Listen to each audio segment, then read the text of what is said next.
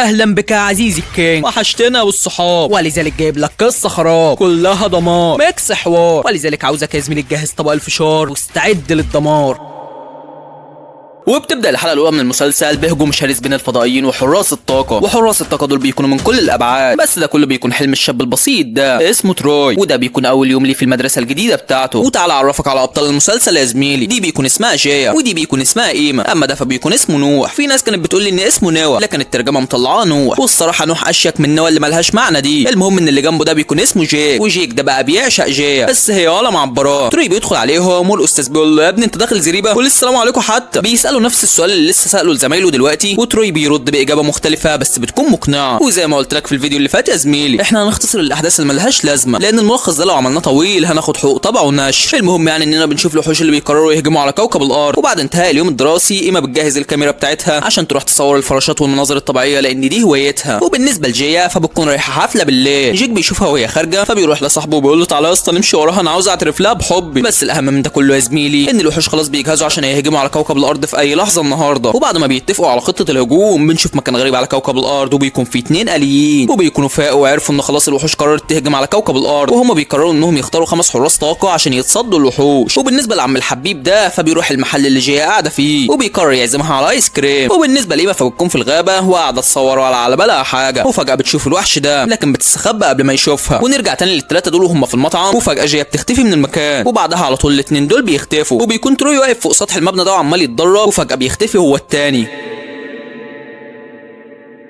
هم الاربعه بيقعوا في المكان ده، وايوه يا زميلي هو المكان اللي فيه الآليين اللي شفناهم. المهم ان محدش فيهم بيكون فاهم حاجه، وفجاه الآلي ده بيظهر لهم وبيقول لهم تعالوا ورايا. الانوار بتقيد في المكان، وبيكون في مجسمات لحراس الطاقه في كل حته، وفجاه عمنا الروبوت ده بيتكلم وبيقول لهم كوكب الارض في خطر، وعلى فكره المعلم زوردن هو اللي خلاني هنا في كوكب الارض عشان لو حصلت اي حاجه اختار فريق جديد من حراس الطاقه اخليهم يحاربوا الشر. ودلوقتي في وحوش فضائيه عاوزين يحتلوا الكوكب. الشباب مش بيكونوا مصدقين اي حاجه، وفجاه ايما بتحضر في المكان وبتقول لهم صدقوا يا شباب انا شفت بنفسي وحش كان في الغابه. جايه بتقول للواد ده طب هنعمل ايه دلوقتي؟ فبيقول لها كل واحد فيكم هياخد قوه فتاكه وهتبقوا من حراس الباور رينجرز. اول واحده هي ايما، بما انها بتحب البيئه فهنديها قوه طائر قوي جدا وهتبقى الحارسه الورديه. والتاني هو نوح، ذكي جدا عشان كده هيبقى الحارس الازرق، وقوته هتبقى قوه القرش. وبالنسبه لجيك فهو عيل الحماس بيجري في دمه فهيبقى الحارس الاسود وقوته هي قوه التعبان. وبالنسبه لجيا فهي بنت ذكيه جدا وجميله وفي نفس الوقت عصبيه، فعشان كده هتاخد قوه شراسه النمر وهتبقى الحارسه الصفراء. وبالنسبه ليك يا تروي فهتبقى الحارس الاحمر لان روحك نقيه وبتحب الانضباط، وهيبقى معاك قوه التنين. امسكوا اجهزه التحول بتاعتكم اهي، واعملوا حسابكم انتوا معاكم اسلحه وزردات قويه جدا. يلا بالتوفيق يا شباب. بينقلهم للمكان ده، واول ما بيبصوا قدامهم بيشوفوا الوحوش. الغلابه ما يعرفوش ان الحراس ما بيعتمدوش، بيدخلوا عليهم يا زميل، وفي الاول الوضع بيكون صعب حبتين، ولكن مع شويه تركيز الحراس بتسويهم على الجنبين، بيقفوا وقفه اسود، واللي بيجي لهم على السكه بيمسكوا العمود، بيبداوا يتحولوا، وهنا يبدا الاكشن الحقيقي يا مسعود. مش كده ولا يا شباب؟ المهم انهم بيدخلوا على الوحوش وبيخلوا عيشتهم هباء، بينزلوا فيهم شحط محط فوق وتحت، واللي بيكتر معاهم يا زميلي عيشته بتبقى كحت. هو ده الشغل ولا بلاش؟ المهم ان الوحش ده بيظهر، ولكن الغلبان ما يعرفش انهم كانوا في انتظاره، بيصطادوا الاسلحه وبيدخلوا عليه هو وشويه العيال اللي معاه. كل ما يا زميلي اللي بيكتر معاهم بياخد على قفاه، اما تروي فاللي بيشوفه قدامه بيتلفاه. بيهجموا على الوحش الكبير، ورغم ان الواد قوي ولكنهم بيلبسوه خلاخير. بالسلامه يا ابو دم تقيل. ادي اخره اللي يجي على الحراس يا زميل. وبكده هم انتصروا في معركتهم الاولى، بيرجعوا المختبر وبيكونوا مبسوطين جدا بسبب انتصارهم. لكن عمنا الحاج ده بيعرفهم ان لسه مهمتهم ما خلصتش، فبيقولوا له يا عم وماله احنا قد اي حاجه.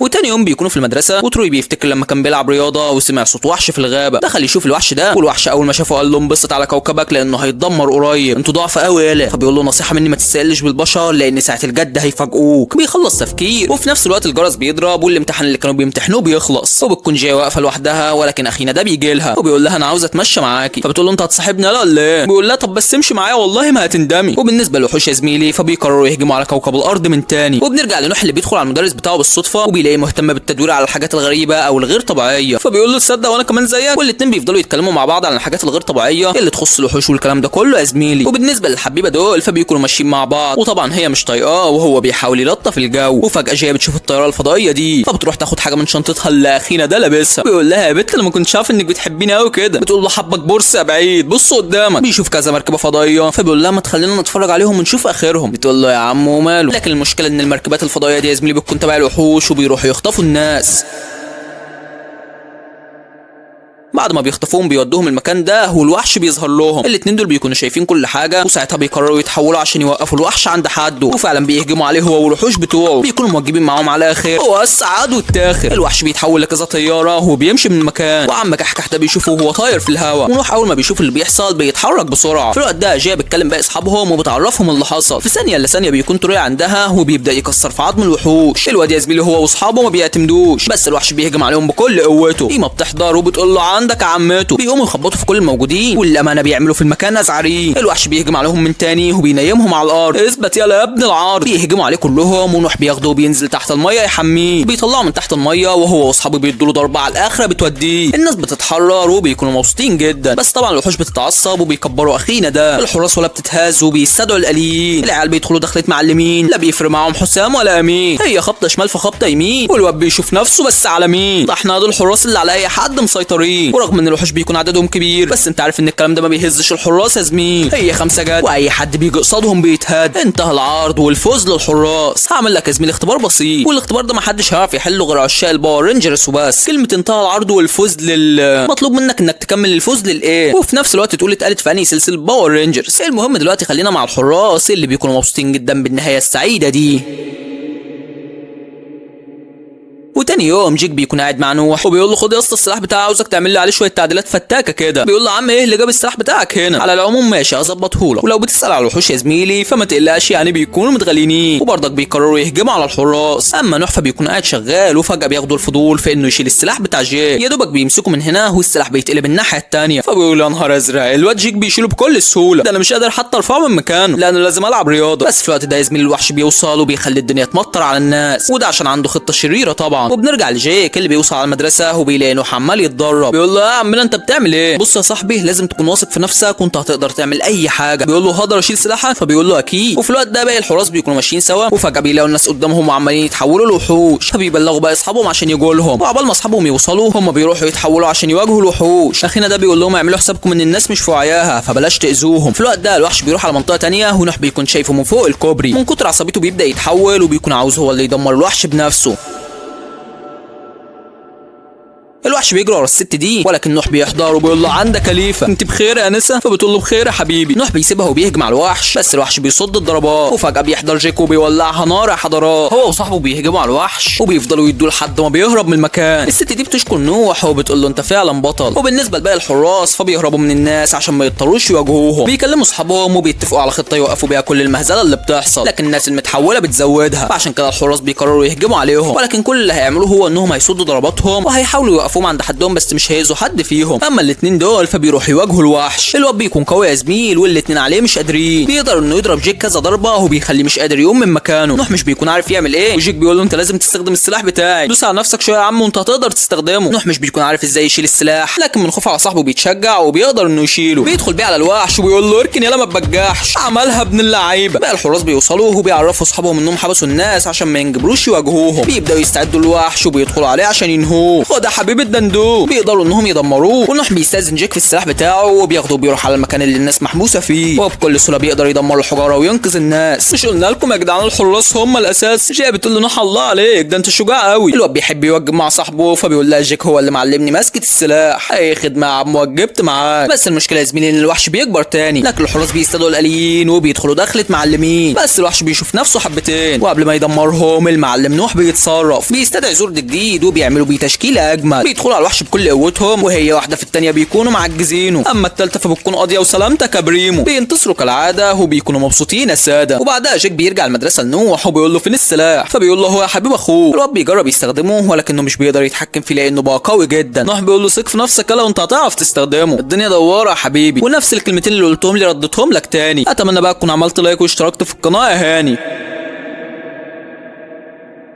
وتاني يوم توري بيحلم بنفس الحلم وبيقوم مفزوع. بيقول لي حكايه الاحلام دي استرها علينا يا رب. وبعدها بيروح يقعد في المطعم ده، وايمه بتقول له مالك يا عم في ايه؟ فبيقول لها متضايق شويه. وفجاه بيشوف واحد لامم الكل حواليه وبيقول على نفسه انه حارس الطاقه الاحمر. توري بيضحك وبيقعد يتفرج على الواد وهو بيهبد على الناس وبيحكي لهم على بطولاته. بيزهق منه فبيقول لي مع اذنك انا همشي. فبتقول له يا عم انت رايح فين؟ بيسيبها وبيدخل يرمي الزباله في المكان ده، وقبل ما يخرج بيلاقي الكوبايه دي وقعت. بيبص للكوبايه وبيجيله فكره ذكيه، بياخد كل الازايز اللي في الزباله وبيملاهم ميه وبيعلقهم في الغابه. الغابه، وبعدها بيغمي عينه وبيبدا يتدرب عشان يخلي التركيز عالي ويعرف في مكان اخصامه. وبالنسبه لاصحابه فبيروحوا على المحل ده وبيتفرجوا على الهباد وهو عمال بيهبد على الناس، وفجاه المباني بتتدمر في كل حته في المدينه. ما تهدى على نفسك اخينا. وبما ان الكذب ملوش رجلين فالناس بتطلب من الواد ده انه يروح يحارب الوحوش. الحراس بيقولوا بس هو كده اتكشف خلاص، بينسوا خالص وبيروحوا على الوحش. بس الواد ده بيوصل قبلهم يا زميل. الوحش بيتريق عليه وبيقول له غور من هنا يا. لكن الحراس بيوصلوا وبيقول له عندك يالا. تروي بيمسك الواد ده وبيقول له غور من هنا قبل ما الوحش يصطادك. في الوقت ده الوحش بيهجم على باقي الحراس وبيكون ناوي يتسلى عليهم. يتسلى عليهم ازاي بقى يا زميل؟ يتسلى عليهم باستخدام سرعته الكبيره، ولكن تروي بيفتكر تدريباته وبيركز عشان يعرف يمسك الوحش، وفعلا بيطير عليه وبيدي له واحده بتنطره. الوحش ده كمان بيحضر في المكان وبيقف يتفرج عليهم. وبالنسبه للواد ده فبيكون لسه في المكان هو التاني، والوحش بيكون عاوز يقتله. الوحش التاني بيهجم على الحراس وهو وزميله بيحطوا عليهم. والوحش الجديد ده هو اللي تروي شافه في الغابه، واصلا هو داخل الخناقه دي عشان يضرب تروي. تروي بيهجم عليه بس الواد بيكون اقوى منه بكتير، وبيقول للحراس هنتقابل تاني. بيسيبهم وبيمشي، والحراس بيروحوا للواد ده وبيقولوا له تاني مره ما تحاولش تعمل فيها بطل، روح ساعد الناس بدل اللي انت بتعمله ده. بيسيبوه وبيمشوا هما كمان، وابن الجزمه بيقرر يمشي وراهم عشان اول ما يتحولوا يعرف شخصيتهم الحقيقيه. وبالنسبه للحراس فتروي بياخدهم على الغابه وبيكون عاوزهم يتدربوا نفس التدريبات اللي كان بيتدربها. وفجاه بيسمعوا صوت في الغابه. الواد ده بيدخل عليهم بس بيكونوا خلاص اتحولوا يا زميل. وبيقول له يا ابن الجزمه بقى انت لا هتعرف تكشف هويتنا؟ ده اللي احنا مشينا بجنبنا انت ما تعرفش تمشي بوشك. بيقول لهم يا جدعان انا عندي مهارات كتير وممكن ابقى زيكم، حتى بصوا الحركه دي. مش بيعرف يعمل اي حاجه، هو بيتكسف كسفه السنين. فبيقول لهم فعلا انا مش بطل ولا حاجه. فبيقولوا له مش شرط تحارب الوحوش عشان تبقى بطل، انت ممكن تنقذ الناس من الوحوش وتبعدهم عن الخطر خالص، وساعتها هتبقى بطل برضه. هنسيبك احنا بقى عشان جالنا انذار. وفي الوقت ده يا زميل الوحش بيحضر وبيفجر نفس المباني اللي اتفجرت في اول الحلقه اصلا. اما انت مخرج ما بتفهمش صحيح. المهم ان الحراس بتحضر في المكان وبيعملوا قلبان. الواد ده كمان بيحضر وبيكون مستقصد تروي. بقى الحراس بيدخلوا على الوحش الاولاني وتروي بيستلم هاني. الاتنين بيدخلوا على بعض بس هاني بيكون عامل برق ورعد، وطبعا الوحش ما اسموش هاني يا زميل، انا بس بتريق عليه. المهم انه بيقول لتروي انتوا حسالة لا هو مش هتقدروا علينا. فبيقول له طلبتها ونلتها. بيرفع نفسه في الهواء وبينزل عليه بواحده السريلينكس بتعميه، وساعتها الواد بيهرب من المكان. وبالنسبه لباقي الحراس فالواد ده بيكون شايف نفسه عليهم يا جدعان، ولكنهم بيركزوا وبيخلوا بدل ما كان مبسوط بقى زعلان. سلامتك يا عدنان. الوحش بيكبر والحراس بيستدعوا الاليين كالعاده، وهنا تبدا الحرب الحقيقيه يا ساده. الوحش بيكون شايف نفسه حبتين، ولكن الحراس بتاخدها جري وراه. رايح فين يا؟ بيستعملوا الاليين الجداد وبيدخلوا عليه دخله عافيه. تعالى حبيبي دوق المرازيه. بيخلصوا عليه وبيكونوا مبسوطين جدا. وبالنسبه لشهاب الكذاب فبيرجع لكافيه وبيعرف الكل انه لا حارس ولا نيله، وبيقول لهم يا ريت ما حدش يعمل زيه ويكذب، لان مهما طالت الكذبه هتتكشف، ويا ريت بدل ما حد يعرض حياته للخطر ويواجه كائنات هو مش قدها اصلا يساعد الناس اللي الوحوش بتهجم عليها. الكل بيستحقروا يا زميلي وبيسيبوه وبيمشوا. الواد بيكون متضايق بس تروي بيقول له انا سمعتك وبجد عاش عليه، انت شخص شجاع جدا لانك اعترفت بالحقيقه. بيقول له انا حاسس اني سمعت صوتك قبل كده. فبيقول له يا عم ما تدقش، الكوبايه دي بتقع من عم زاطه، لكن الواد بيمسكها. الراجل بيقول له الله ينور عليك، خدها بقى لان صاحبك الجديد طلبها لك. وكالعاده النهايه بتكون سعيده يا زميلي.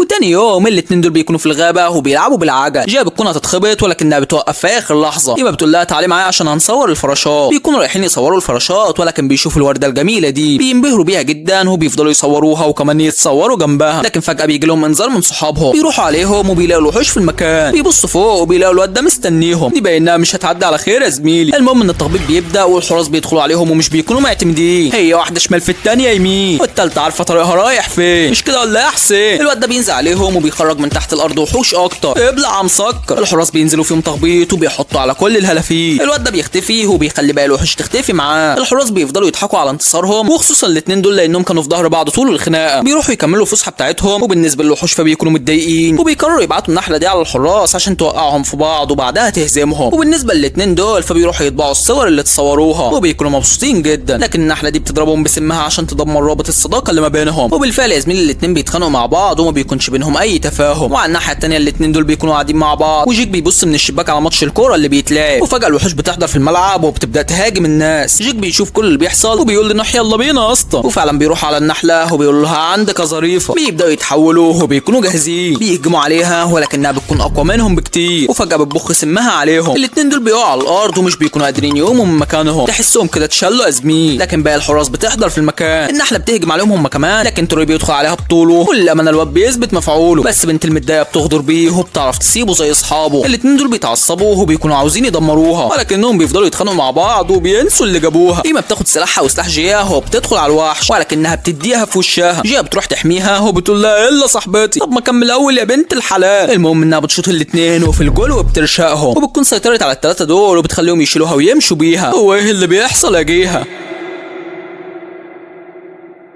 بتشغلهم خدامين عندها وحرفيا بتهنهم على الاخر. وبالنسبه للاتنين دول فبيكونوا لسه بيتخانقوا، والظاهر كده ان مش هيكون بينهم عمار. كل واحده فيهم بتمشي في اتجاه، والاتجاه اللي ايما مشيت فيه بيكون هو المكان اللي فيه الوحش بتهجم عليها اول ما بتشوفها وبتقدر انها تكلبشها، لكن جيا بتحضر وبتهجم عليها، مش بتعرف تعمل معاها اي حاجه. وجيك بيقول لها امسكي نفسك يا حبيبتي وما تزعليش، الضرب للرجاله. بتقول له يا نادلي. بتخرج اسلحتها وبتهجم على الوحش، ونوعا ما بتبدا تسيطر، ولكن السيطره مش بتستمر كتير لان النحله بتكون شرسه يا زميل. في وسط الخناقه البنتين بيفضلوا يتخانقوا مع بعض، وانا مش عارف الصراحه هم في ايه ولا في ايه. في الوقت ده النحله بتنجح انها تكلب جيا، واصحابها بيحاولوا يدوها نصايح، ولكن النحله بتخليهم يسدوا بقهم. في الوقت ده ايما بتفتكر كل ذكرياتها مع جيا وقد ايه صداقتهم كانت جميله. بسبب اللي افتكرته السحر بتاع النحله بيتكسر وبتقدر تحرر نفسها. بتستخدم اقوى سلاح عندها، واول حاجه بتعملها هي انها بتحرر صاحبتها. بتروح تطمن عليها، وصاحبتها كمان بتكون خلصت من سحر النحله. ايما بتدخل على الوحش وبتفضل تديها، هي وصاحبتها بيجتمعوا مع بعض، والاتنين بيدخلوا يفرموها يا جيها. بيجهزوا اسلحتهم وبكل ما اتاهم من قوه بيدوها. بالسلامه يا توحه. الكل بيتحرر من سيطره النحله وبيكونوا مبسوطين جدا. جيا بتكتم بق جيك تاني وبتقول له انت بالذات مش عاوز اسمع صوتك بقى، بتقول لي الضرب للرجاله يا ناطع. على فكره البنات بتحب الشاب الكاريزما اللي يفضل ساكت، فخليك ساكت بقى وما تسمعنيش صوتك. بيقول لها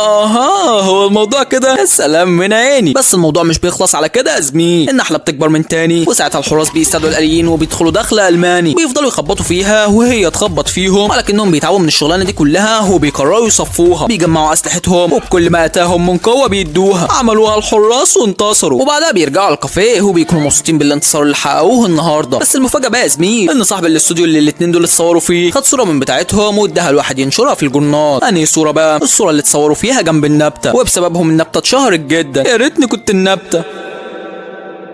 وبتبدا الحلقه السادسه من المسلسل بالوحوش اللي بيكون عندهم خطه يهزموا بيها الحراس، وده باستخدام الموسيقى الشريره. وبعدها بنشوف تروي وهو بيلعب رياضه في الغابه، بيبص قدامه وهو بيشوف ايما كمان في الغابه، بينادي عليها ولكنها مش بتسمعه. وبعد شويه مشي بيوصل المكان اللي هي فيه وبيلاقيها بتغني وسط الزهور والنباتات. تروي بيجي لها وبيقول لها ما شاء الله صوتك جميل جدا، فبتقول له الصراحه انا اتعلمت الغنى من امي، هي اللي كانت بتغني الاغنيه دي كل سنه لما الاشجار كانت بتطلع ازهار. الازهار دي بتفكرني بامي. بيقول لها طب يلا عشان نرجع المدرسه. وفي الوقت ده الوحش بيوصل مدينه وبيبدا ينشر الحانه في كل مكان. الناس بتصرخ، وفي نفس الوقت الاتنين دول كمان بيسمعوا الحان وبيصرخوا. مش دول بس يا زميلي، ده الكل بيحصل فيه كده. ولكن حراس الطاقه بيبداوا يتحركوا في السكه، بيتحولوا وبيوصلوا على مكان اخينا ده. الوحوش بتحوطهم، ولكن كل ده ولا بيهزهم. بيدخلوا دخلة معلمين عمهم، واي حد بيدوق زعلهم بيشهد لهم. ولكن اصوات الموسيقى بتكون عاليه جدا، وعشان كده الحراس مش بيكونوا مركزين. الوحش بيضربهم وبيخليهم واقعين على الارض ومش قادرين يقوموا. بيقول لهم هرجع لكم تاني يا حراس، بيسيبهم وبيمشي. والحراس مش بيكونوا عارفين هيتعاملوا معاه ازاي لما يرجع تاني. اما الوحوش فطبعا بيكونوا مبسوطين بكل اللي حصل ده. وبعدها جيا بتروح لايما وبتقول لها انت كويسه، ولكن فجاه بيشوفوا الواد الصايع ده مشغل اغاني. ايما بتكون ودانها تعبها من الاغاني، وجيا بتقول لهم اقفلوا اللي انتم مشغلينه ده. الواد بيقفل الاغاني، فبتقول له تسلم عسل. وبتقول لي ايما واضح ان الاغاني دي اثرت عليكي جامد. فبتقول لها يا شيخه ده انا عندي صداع من الصبح. بتسيبها وبتمشي. وفي الوقت ده عم حماس الله رع بيكون مشغل السح الدحم وعمال يرقص. وتروي بيكون تعبان جدا هو التاني، بيسيب صحابه وبيمشي. وجيا بتجيلهم وبتقول لهم تروي وايما حصل لهم حاجات غريبه من ساعه الاغاني اللي سمعوها. بيقول لها انت بتقولي ايه مش سامعين، علي صوتك شويه. فبتقول له عم حماس اقفل الاغاني دي يا عم. بيت في الاغاني، فبتقول له تسلم يا عسل، انا نفسي في واحده تسلم يا عسل زي دي وهروح فيها وربنا. المهم ان الوحش بيجهز الحفله دي، هو بيبدا يشغل اغاني. عم حماسه بيرقص، وجاي بتقول له يا عم مش قلت لك وطي الاغاني؟ نوح بيقول لها اكيد مش هو اللي مشغلها، انا واثق ان الوحش هو اللي عمل كده. بيحاولوا يكلموا تروي ولكنه بيكون تعبان من صوت الاغاني دي. جاي بتقول لاصحابها احنا لازم نبعد تروي وايما بالذات عن الاغاني. بيبداوا يتحركوا من المكان، وفي السكه بيتحولوا يا جدعان. بيوصلوا على مكان الوحش اللي بيقول لهم يا مرحب بكم في العرض، يلا نتنطط على الارض. الواد بيكون غشيم حبتين يا ساده، واللي بيشوف ناقص بيديله زياده. بيبعت موجات بتاثر على كل الناس، ده حتى بتاثر على مصر يا زميلي. اهي في دي بقى كدابين، مفيش حاجه بتاثر على اهراماتنا. يلا ما تقول حاجه ابو الهول ساكت ليه؟ المهم ان الالي ده بيكلم تروي وبيقول له انت لازم تروح لاصحابك. تروي بيفتكر حاجه مهمه وبيبدا يتحرك. في الوقت ده اصحابه بيكون معمول معاهم فوق الغلط بشويتين ثلاثه، وقبل ما الوحش يخلص عليهم تروي بيكون جاب ايما وبيخليها تغني. وسبحان الله صوتها بيكون اعلى من كل الديجات اللي في المكان. وانا كمحمد مصدق وهحط لساني في بقي وهسكت يا جدعان. المهم ان التخبيط بيكون لسه شغال، والاله بتاعت الوحش بتبوظ، وكل ده من صوت ستهم. حكمه المخرج عمهم. المهم ان الناس كلها بتفرح، وفي الوقت ده الحراس بيجهزوا اسلحتهم، وهي واحده في اخينا بتنطره. الاثنين دول كمان بيبداوا يتحولوا، واي وحش بيدخلوا عليه ضربتهم بتسنطره. بالسلامه يا حبيبي. بيجهزوا قوتهم، وهي واحده بيخلصوا على زينهم. بالسلامه انت التاني. ولكن اخينا ده بيكبروا. الغلبان ما يعرفش ان الحراس هتسنطروا. بيدخلوا دخلة اسود، والواد في الاول بيشوف نفسه ولكنهم بيمسكوا العمود. بالسلامه يا مسعود. اذهب يا حبيبي ولا تعود. طبعا الوحوش بيتعصبوا، ولكن في داهيه يولعوا. اهم حاجه ان كله بيكون مبسوط بالمغنيه اللي هنقدم لها في ذا فويس دي. عم حماسه بيجيب لهم ايس كريم، وبيقول لهم بجد صاحبتكم دي صوتها جامد جدا، وبالمناسبه دي بقى مرقص شويه. رقصوني يابا، فرحوني يابا. ايه ده انتوا رحتوا فين يا شباب؟ يا عم تنيل بقرعتك دي. وتاني يوم الاتنين الاشباح دول بيدخلوا المدرسه، واي حد بيشوفهم بيوسع لهم السكه. تروي بيعدي من الطرقه والعيال بتقف ترزل عليه. اما بتشوفهم وبتكون هتتدخل، ولكن نوح بيقول لها اقعدي ساكته. اذا كان تروي مش عاوز يتكلم انت هتتكلمي. الواد ده عامل زي الهدوء ما قبل العاصفه. وفعلا يا زميلي تروي بيقول للواد ده انت لو فاكرني خايف منك فبص في عيني. الواد بيبص في عينه فبيشوف نظره اسد واللهم لا حسد، فعشان كده بيسيبه وبيروح يرازي عيل غلبان. تروي بيمسك ايده وبيقول له قسما بالله لو شفتك بتضايق حد تاني لا قعدك جنب تاني وهشغل لك اغاني. سامع ياض ولا لا؟ فبيقول له سامع يا معلم. انت يا ابن الجزمه هتشوف هنعمل فيك ايه. تروي بيرجع الواد الحشره النادره بتاعته، واما بتقول والله الواد ده بطل وفي نفس الوقت كاريزما. اما العيال فبيروحوا يرازوا الواد ده تاني، وفجاه بيشوفوا الوحش ده قدامهم. بيروح على الاثنين دول، واخينا ده بيستخبى وبيراقبهم. بيلاقيه عاوز يقتلهم، فبيقول له سيبهم يالا. بيقول له هتعمل ايه يا حنبوزو؟ انت مش هتعرف تعمل حاجه، بس انا هعرف. تعرف مين؟ رايح حلقه ابو دم تقيل. بيمشوا الواد الصغير والاثنين بيدخلوا عليه، ولكن هي واحده خلف خلاف بتطير الاثنين. بيشوطهم زي الكوره احسن، ومن الاخر بيسويهم على الجنبين. الاثنين بيكونوا تعبانين جدا وبيغمى عليهم من كتر التعب. في الوقت ده اصحابهم بيقلبوا الدنيا عليهم وبيحاولوا يكلموهم، ولكنهم مش بيردوا. اما بتقول لهم طب يلا ندور في مكان تاني. بيقلبوا الدنيا لحد ما بيلاقوهم في المخزن ده. بيقولوا لهم انتوا كويسين؟ جايه بتقول لهم الوحش اللي هاجمنا ده اقوى وحش شفناه في حياتنا. تروي بيقول لي ايما خليك انت جنبهم، وانت يا نوح تعالى معايا. في الوقت ده الوحش بيكون واقف في مكان بيبص على المدينه كلها، وابن الجح ده بيفضل يفجر كل الاماكن اللي فيها. اقسم بالله هي نفس الاماكن اللي بتتفجر كل حلقه. المهم ان الاثنين دول بيروحوا عليه زي الاسود، وبيقولوا له عندك يا مسعود. الواد بيبص لهم وبيقول لتروي كنت مستني قبلك من بدري، فاكر اخر مره عملت فيك ايه؟ بيقول له امتى؟ لما ضربتك. فبيقول له يا عم همشيها انك ضربتني، تعالى بقى ورينا هتعمل ايه دلوقتي. الواد بيتعصب فبيبدا يتحول هو وزميله. بيدخلوا على الواد ده، ولكن الواد بيكون عم جيله. بياخدهم على الحامي، واللي بيلاقي زهقان بيشغل له اغاني. الذمه ده اسمه كلام هاني. المهم انه بيستلم تروي وبيقول له جوقت انك تموت، بس نوح بيقف قصاد الضربه وهو بيصدها بالدرع بتاعه، ولكن الضربه بتكون شديده هو بتنطرهم في الحته دي. تروي بيقول له انت بخير يا اسطى؟ خلاص خليك انت هنا لان شكلك تعبان، وانا هروح على ابن المتضايقه ده. الوحش بيحضر وبيقول له من غير ما تروح لي انا جيلك يا حبيبي. تروي بيتعصب فبيقول له طب تعالى يا خاله. بيدخل عليه ومن الاخر اي حاجه نفسه فيها بيديها له. يا ابني ما قالك تلاشاني علشانك مش عشاني. المهم ان الطبيب بيكون شغال، وبامانه الوحش بيكون مسيطر حبتين ثلاثه يا خال. بيوقع تروي على الارض وبيقول له اجهز عشان هتموت. يا حبيبي انت قلت له الكلمه دي مليون مره قبل كده، اخلص بقى اقتله لو ناوي تقتله. لا بص بقى الحته اللي تشيل يا زميلي. تروي بيقول له بص في عيني، شايفني بعيط زي العيال الصغيره؟ بيقول له نعم اخويا. تروي بيستغل انه انشغل في الكلمه، هو بيلف نفسه وبيتحول، وفي نفس اللحظه بيجهز سيفه وبيهجم عليه. لا سحر ولا شعوذه اسمك ايه. المهم ان الاثنين بيدخلوا على بعض، وهي خبطه دبل بتثبت الاثنين في مكانهم، ولكن الحمد لله بتاثر في اخينا ده اكتر. السلامه يا مسكر. الحبايب دول بييجوا يرقصوا بعد ما الفرح خلص، والوحش ده بيكون مراقبهم. بيكبر حماسه اللي مات، ولكن الحراس بتكون ليه بالمرصاد. ابلع عياط. الواد في الاول بيكون غشيم حبه، وشكلها كده ما هياش خالصه بالمحبه، وعشان كده مستر كارت ده بيبعت لهم كارت الالترا زور، وده زي الالترا فون كده. المهم خلينا جد شويه لان الملخص راح مني في داهيه. الحراس بيدخلوا عليه وبيفضلوا يدوه خد يا حبيبي الدندوق. بيخلصوا عليه كالعاده، وده الطبيعي يا ساده، وبعدها بيتمشوا كلهم سوا وبيكونوا مبسوطين جدا. جايه بتقول للواد ده انت بترقص كده لا يا عبيط، خد شيل الشنطه دي عني. بتسيبه وبتمشي وهو بيكون على قلبه زي العسل. وبعدها بيرجعوا للكافيه ده وبيلاقوا الواد المتنمر بيقول سمع هصه بشريه، انا عاوز اقول لكم ان الواد ده 100 100. بيقول لهم الواد ده عرض حياته للخطر ووقف قصاد الوحش عشان يحمينا. بيروح يقعد معاه هو وصاحبه، والحراس بيكونوا قاعدين سوا، واما بتقول لتروي عاش عليه اللي انت عملته مع الوحش النهارده ما كانش حاجه عاديه. فبيقول لها والله انا خايف من اللي هيجي بعده. جيك بيقول له اسطى احنا قد اي حاجه. فبيضحك وبيقول له عندك حق. وتاني يوم بيروح على الغابه في رحله تبع المدرسه، وعم كحكح بيقول لهم كل واحد يختار واحد صاحبه يتعاون معاه. طبعا اخيرا ده بيركز مع جيا، ولكن مش بيكون عارف يروح لها لان الاستاذ عمال بيزعق له. جيا بتضحك، عم كحكح ده بيقول لهم يلا انصراف. بيجي يمشي فبيلبس في البتاعه دي، بيقول يا طيب القلب وينك. جيك بيقول له احسن عشان تبقى تحرجني تاني. وطبعا يا زميلي انا لو جيت كلمتك على الوحوش هتقول لي من غير ما تكمل. متعصبين وبيخططوا ازاي يدمروا الحراس. يا ابن اللعيبه يا زميلي ما انت شغال اهو، راكنينك ليه؟ المهم ان تروي بيسبق جيك وبيشتغل هو مع مع جيا، والاتنين دول بيكونوا شغالين مع بعض. بيروحوا الحته بتاعه المصانع دي اللي بتكون قديمه ومقفوله من زمان، ولكن ايما بتلاحظ ان المواد الكيميائيه لسه بتتسرب من المصانع. نوح بياخد شويه منها، ولكن فجاه بيسمعوا صوت. بيروحوا على الحته دي بسرعه وبيلاقوا الطلاب متجمعين على اثار رجلين عاملين زي رجلين الوحش. عم كحكح بيقول لهم يلا نرجع على المدرسه بسرعه. كلهم بيمشوا والوحش بيكون واقف في الحته دي. وبعدها نوح بيرجع المدرسه يحلل المواد الكيميائيه، وايما بتقول له اصحاب المصانع دول مهملين قوي، ازاي يقفلوا المصانع من غير ما يتاكدوا ان مفيش مواد كيميائيه متسربه. نوح بيقول لها ما اظنش ان في حد ممكن يعمل كده، اكيد في حاجه تانية ورا تسريب المواد الكيميائيه دي. وفعلا زميلي بيكون عنده حق، لان الوحوش هم ورا اللي بيحصل ده، ولكن دول مش تبع الاشرار اللي بتهاجم تروي واصحابه على طول. وطبعا زعيم الاشرار بيبعت اخينا ده عشان يتفق معاهم يتعاونوا سوا ويدمروا الحراس. وبنرجع تاني لجيك اللي بيشوف جيا واقفه عند الدولاب بتاعها، فبيروح يقف عند الدولاب بتاعه من غير ما يسلم عليها. بتقول له ازيك يا جيك عامل ايه؟ فبيقول لها ايه ده هو انت؟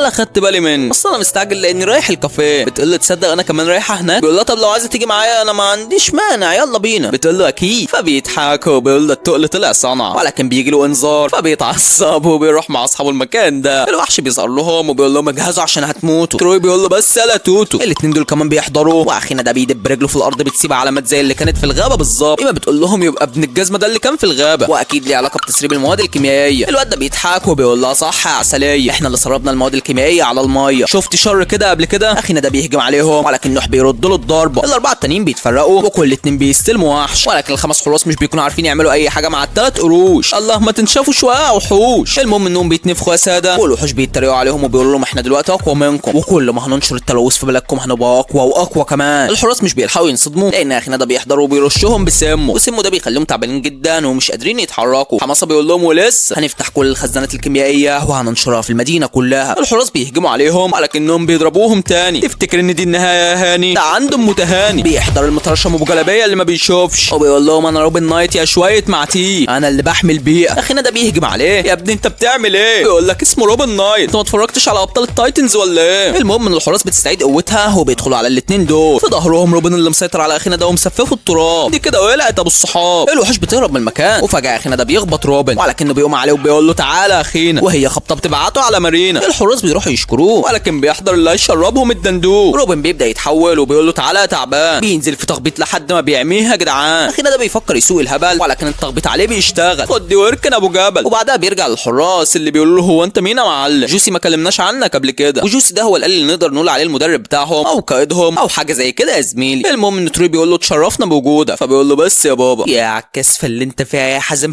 المهم ان الوحوش بيكونوا لسه مستعدين لتكميل خطتهم وشكلهم كده مش ناويين يتهدوا. المهم برضو ان الحراس بيروحوا لجوسي وبيكونوا متعصبين، وجيا بتقول له جرى يا ابن المتضايقه ما قلتلناش ليه ان في حارس سادس؟ انت شايفنا عيال ولا ايه؟ يقول لهم انا ما كلمتكوش عنه لانه كان نايم طول الفتره دي. ليه يا غالي؟ ده لو كان في غيبوبه كان زمانه فاهم الحلقه الثانيه او الثالثه بالكتير، ما تقول له حاجه يا زميل. المهم انه كان نايم ومستني اللحظه المناسبه اللي يقوم فيها ويحمي كوكب الارض. بيقول لهم ما تقلقوش هو روبوت ولكنه قوي جدا، عنده قوه مش عند اي بني ادم. ايوه يا ابني ما احنا عارفين، هو بيشحن انما احنا بناكل. كمل. المهم انه بيقول لهم للاسف المده الطويله اللي نامها دي خليته يفقد جزء من ذكرياته، والمشكله ان الجزء ده نساه ان انا اللي صنعته، بس ما تقلقوش يعني باذن الله هنرجعه لطبيعته تاني. يلا بقى روحوا استريحوا. وتاني يوم الحراس بيقعدوا مع بعض وبيفضلوا يتكلموا عن روبن وانه جامد يعني وكده. تروي بيتضايق وده مش من كلامهم عليه، هو متضايق لان روبن كان في الحلم اللي بيشوفه على طول. ايما بتقول له طب ما دي حاجه حلوه، الواد هينضم لنا وهيساعدنا. ده اللي مضايقك بقى يا عم؟ او ممكن تكون متضايق مثلا لان في كارثه هتحصل؟ بيقول لها ايوه طبعا كارثه، المعركه اللي بحلم بيها دي معركه ملحميه. كلهم بيبداوا يقلقوا وعشان كده كل واحد بيحط لسانه في بقه. المهم ان في الوقت ده الوحوش بيكونوا متضايقين لان روبن قوي جدا ووجوده جنب الحراس هيعزز قوتهم، ولكن اخينا ده بيقول ما تقلقش يا زعيم، محسوب الكفاءه وهيخلص الحوار، كان غيرك اشطر يا عمار. المهم انه بيروح يجيب السردينه ده من الميه وبيقول له اجهز لاني محتاجه. بيبعتوا على الملاهي دي والوحش بيخوف الناس. طبعا الحراس بيعرفوا اللي بيحصل عشان كده بيتحركوا بسرعه على الوحش. المعلمين بيتحولوا وبيبداوا يضربوه، الواد بيرد عليهم الضربات وشكلها كده مش هتخلص بالحب يا حضرات، ولكن روبن بيحضر وبيقول له تعالى ياض. الواد بيحاول يهاجمه ولكنه بيلفت وهجوم الوحش بيكون هيجي في الناس. الحراس بيلحقوا الناس بسرعه وبيقولوا لهم امشوا من هنا، ابن المجنون ده هيموتنا كلنا. وعمك روبن كل اللي عليه انه يلفت من ضربات الوحش والضربات تروح على الناس، ولكن الحراس كتر الف خيرهم بيلحقوهم. وفي الوقت ده الوحش بيغدر بروبن وبيحبسه جوه حاجه غريبه كده، بيختفي من المكان والحراس بينصدموا من كل اللي بيحصل ومش بيكونوا عارفين يعملوا ايه. بيرجعوا لجوسي وتروي بيقول له بص احنا كان غصب عننا اننا ما قدرناش نحميه، بس نعمل ايه؟ ابن الجزمه كان معرض حياه الناس للخطر. فبيقول لهم ما تقلقوش احنا حددنا موقعه. جايه بتقول له يا واد يا جامد بالسهوله دي؟ بيقول لها امال بقول لكم انا اللي صنعه وزارع جواه جهاز تعقب، ودلوقتي انتوا لازم تروحوا تجيبوه. تروي بيبص لهم وبيقول لهم الواد ده بقى واحد مننا يا شباب فلازم نروح نجيبه. جايه بتقول له ماله يا حبيبه؟ نروح ما نروحش ليه؟ اما اخينا ده فبيكون محبوس في قفص زي الاسود. هو اصلا روبوت اسد يا زميلي، ده مش تعبير والله، هو كده بجد. ولما يجي يتحول هثبت لك. المهم دلوقتي ان الحراس بيكونوا قلبين الدنيا في المنطقه اللي هو فيها، ولكن مش قادرين يحددوا مكانه فين بالظبط. اما الوحش ده فبيخرج للناس وبيشحن طاقته من العربيات والتليفونات واي حاجه حرفيا فيها كهرباء او طاقه بيسحب طاقته منها. اما اخينا ده فطاقته بتكون عماله تتسحب من الجهاز اللي محبوس جواه والوحوش بتاخدها. الواد ده بيقول له خبط ورزع زي ما انت عايز، محدش هيلحقك حتى الحراس صحابك. تروي بيقول له هي امك اللي قالت لك الكلمتين دول ولا ايه؟ احنا ما بنتخلاش عن صحابنا. لا روبن بيقول له اصيله برحان خش عليها اخويا. تروي بيتحول وبيدخل عليه، بس الواد بيكون غشيم حبتين. من ناحيه ثانيه الوحش ده بيكون عامل ازعريه، ولكن بيوصل فريق التنانين. الوحوش بتحضر وجيا بتقول لاصحابها روحوا عليهم يا رجاله، لا البت كاريزما يا زماله. المهم ان كلهم بينزلوا تخبيط في الوحوش. الاتنين دول بيقفوا في ظهر بعض وللامانه بيعملوا برق ورعد. ده ميكس سهل ده ولا صعب؟ لا بس بامانه عاجبني التعاون اللي بقى ما بينهم، ولا انت ايه رايك يا زميل؟ المهم ان الاتنين دول بيتحاصروا، بس كل ده ولا بيهزوهم، بيلفتوا من الضربات وبيخلصوا على الوحوش حضرات. المهم انهم بيروحوا على تروي وبيدخلوا يحاربوا معاه. روبن بيقول مين؟ الاخوه الاعداء. العيال دول طلعوا رجاله بس انا اللي طلعت ندل معاهم. الاتنين دول بيروحوا له وبيقولوا له ما تقلقش احنا جنبك. مش بيلحقوا يحرروه لان الواد ده بيضربهم هما الاتنين. اما اصحابهم التانيين فكل واحد بيكون مضروب. بيقولوا له روبن ما تشد حيلك معانا يا حبوب. الواد بيتعصب ومن عصبيته بيدمر الجهاز اللي محبوس فيه، واللي عمله ده بيخليه يحرر نفسه وفي نفس الوقت يسترد الطاقه بتاعته. اللي بعده اخينا هيشوطه بكعبه. الواد يا زميلي داخل مشحون، قال لك يكفيك شر انك تتخانق مع واحد مجنون. بيطلع عليهم السلاح وهي خبطه بيريح اخينا لانه كان محتاج يرتاح. اما التاني فبيهرب ابو صلاح. الاولاني بيصحى من تاني، انت فاهمنا يا زميلي، ولكن اخينا ده بيستدعي زردات جديده وبيدخل عشان يخليه على الحديده. وعاوزك تحفظ شكله يا زميلي عشان تصدق انه روبوت اسد بجد، يعني ما كنتش بهزر معاك ولا حاجه. المهم ركز معاه، ولو الفشار خلص هات الحاجه الساعه من الثلاجه. الواد بيدخل عليه بكل غباء ساده وبيحط له في بقه السكاته. ابلع يا حماده. بيفعل الشفرات، واصلا الواد جامد من غير حاجه يا حضرات. السلامه يا تم تحديد التهديد. الكلمه دي من عنده مش من عندي، اول مره اعرف انهم بيقلشوا زينا. المهم ان الحراس بيكونوا مرضيين و100 فل و10 يا عمنا، ولكن ابن المتضايق ده بيرفض يشتغل معاهم برضه وبيقول لهم معلش بقى الكيمياء ما بيننا مش راكبه، اسيبكم انا بقى سلام. بيضحكوا لان طريقه كلامه تضحك فعلا يا زميل. لا واللي عجبني اكتر ان زي ما بقول لكم الكيمياء ما بين الاتنين دول زادت اكتر. انزل اعمل لايك بقى لو نسيت مسكر، واجهز لان اللي جاي هيظبط مزاجك لو كان متعكر. الله عليا بفكر اشتغل مع سلطان الشن او الفنان العاطفي سيد ازاي، عادي يعني مش هتفرق.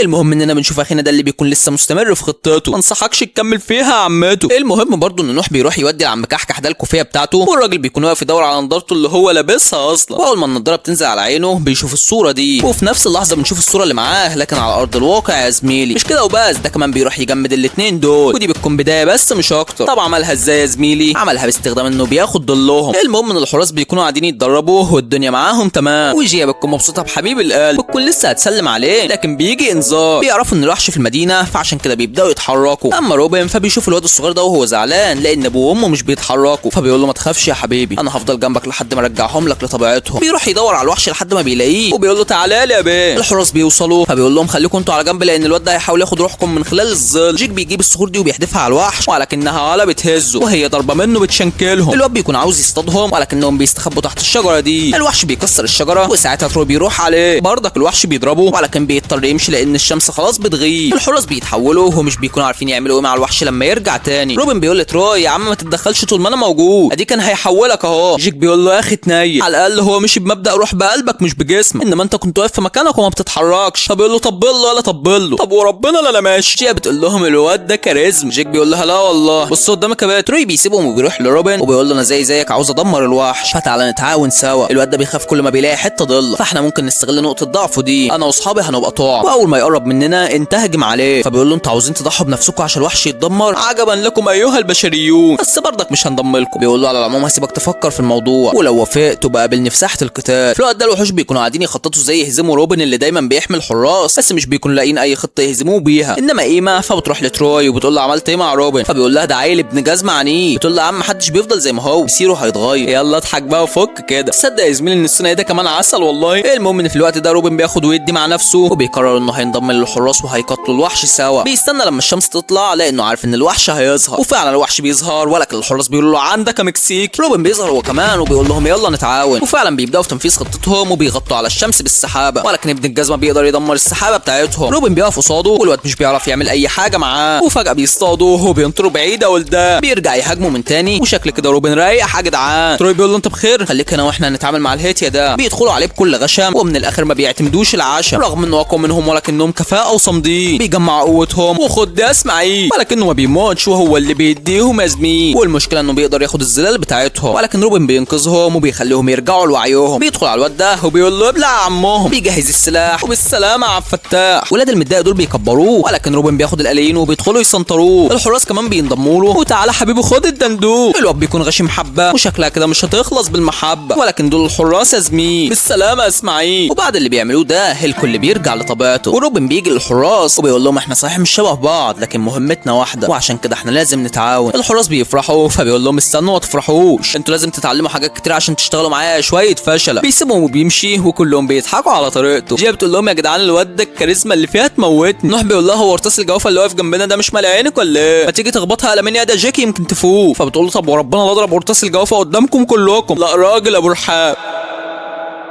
وبتبدا الحلقه 11 من المسلسل بالحراس اللي بيروحوا لجوسي وبيقولوا له في ايه، فبيقول لهم في مصيبه وتهديد كبير جدا لكوكب الارض. في سلاح اسمه السيف البري اتحبس في مكان بعيد عن الكل لانه خطير جدا، ولكن في حاجه غريبه خلت طاقه السيف ده تبدا تطلع من تاني، ولو ده حصل هتبقى كارثه، فلازم نوصل للسيف قبل ما الاشرار يوصلوا له. وبالفعل يا زميل الحراس بيبداوا يتحركوا. الواد ده بيشوفهم في السكه والحراس بيقرروا يدخلوا من الطريق ده، وفجاه بينصدموا لما بيشوفوا انفجارات قايمه في المدينه. ده كده الاكشن بدا بدري يا اخينا. الحراس بيبداوا يتحولوا وبيروحوا على الوحش الكبير. الواد بيهاجمهم ولكنهم بيستدوا الاليين. تعال بقى اسماعيل. بيدخلوا فيه بكل غباء، بس فجاه الواد بيقع من غير حتى ما يلمسوه. يا اخي ده انت لو هندي مش هتعمل كده. وفجاه بيخرج الاربع وحوش دول كمان. الحلو ده بيكون فرحان ان الحراس مشغولين عنه وبيروح هو يدور على السيف. بيقدر انه يلاقيه لكن بيكون في حاجز طاقه منعه من انه يوصل له. اما بقى الحراس فبيدخلوا على الاربع وحوش دول وكل واحد بياخد خبطه بس ولا بتاثر فيه. وفجاه بيحضر الوحش اللي هيمسك ادخانهم وهيديه روبو نايت. اهو غيرت لك اسمه زي ما انت طلبت يا زميل. المهم انهم بيبداوا يهاجموا الوحوش بس بيكتشفوا انهم مش حقيقيين اصلا. اما روبو فبينزل مع الوحش ده على الارض وبيديله بالطول والعرض. بيبصوا الحراس وبيقول لهم يا غبان انتوا اتخدعتوا في الوحش ده لان الوحش الاساسي راح يدور على السيف. بيقف هو يقتله وبيقول لهم روحوا انتوا الحقوا السيف بسرعه. وبالفعل يا زميلي بيسيبوه بيروحوا للواد ده اللي بيقول لهم انتوا اتاخرتوا يا حراس. العركه بتبدا والحراس بتطحن ما بتعتق. اما الواد ده فبيختفي من المكان والحراس بيروحوا يبصوا على السيف وبينبهروا من شكله. بيعدوا من مجال الحمايه بكل سهوله وتروي بيمسك السيف، واول ما بيطلعوا السيف بيخرج منه طاقه كبيره جدا وبيبعد عنهم. وفجاه الواد ده بيمسكه وبيقول لهم تسلموا يا حراس انكم خرجتوا لي السيف، اصلا انا مهما عملت ما كنتش اقدر اعدي مجال الحمايه. الحراس بتتعصب وبتهجم عليه ولكنه بيشوطهم كلهم في ضربه واحده. بيهجم عليهم بضربه كمان وبيخليهم مش نافعين تاني يا جدعان. بيتواصل مع الوحش المدمر وبيقول له خطتنا نجحت، وساعتها الوحش بيسيب روبو وبيختفي. بيروح لصاحبه وبيبداوا يدمروا في المدينه، ولكن فجاه السيف ما بيشتغلش معاهم. روبو بيحضر وبيقول لهم يا بالسرعه دي ولا ايه. الحراس كمان بتحضر ولكن الواد بيديهم ضربه بتنيمهم في مكانهم. بيدي الواد ده طاقه زياده والواد بيخرج عليهم وحوش كتير يا ساده. الحراس بيكونوا فاكرينهم اوهام، ولكن هنا بقى ما بيحلوش الكلام لان الوحوش بتكون حقيقيه. ولكن كل الكلام ده ما بيهزش الحراس يا زميل، كل واحد بياخد له وحش وبكده يبدا الشغل التقيل. صحيح الوحوش بتكون شده ولكن الحراس بتفضل صامده للاخر. الواد ده بيحاول يضربهم بالسيف ولكن السيف بيقاوم قوته وهو بيضرب عشوائي في المكان. تروي بيفكر في موضوع ان السيف مش عاوز يسمع كلام الاشرار، فبيرمي سيفه على الارض وبيجري على الواد ده. الواد بيهاجمه بالسيف بس تروي بيقف قدام الطاقه وبيفضل يتكلم مع السيف وبيقول له احنا حراس الطاقه اللي بنحمي الارض. وساعتها بيدخل في عالم تاني وبيقول للسيف انا كنت عارف ان جواك روح التنين الجبار وانا معايا قوه التنين برضه، فعاوزك تتعاون معايا. وبالفعل يا زميلي السيف بيتعاون معاه، بيتحول ل5 اسلحه فتاكه وبيدي للحراس سيوف جديده. الحراس بيبداوا يستخدموها ويا عيني على الجمدان اللي بيحصل لهم يا زميل. بيبقوا اقوى بمليون مره والواد ده بيحاول يهاجمهم بس بعد ايه يا بابا بيدخلوا عليه وبيطلعوا عليه قديم وجديد. الوحوش بتدخل عليهم بس كل ده ولا بيهتهم. اركن يا عمهم. بيوجبوا معاهم كلهم والامانه يا زميلي بيسنطروهم وهي ضربه خماسيه الابعاد بتخلص عليهم. الحراس بيتحولوا وبيكونوا فرحين جدا بالطاقه الجديده اللي بقت معاهم. لا هي حاجه تفرح فعلا. بيرجعوا المختبر وجوسي بيقول لهم مبروك يا شباب بجد انتوا النهارده عملتوا شغل جبار. وبالمناسبه دي يا زميلي كلهم بيفضلوا يرقصوا وبيحتفلوا بمكسب النهارده. تروي بيسيبهم وبيروح يقف في الحته دي وجيه بتقول له مالك يا عم في ايه انت بجد شجاع جدا واللي عملته النهارده ما كانش حاجه عاديه، تعالى بقى ارقص معانا. وبالفعل يا زميلي بيرقصوا كلهم وبيكونوا مبسوطين.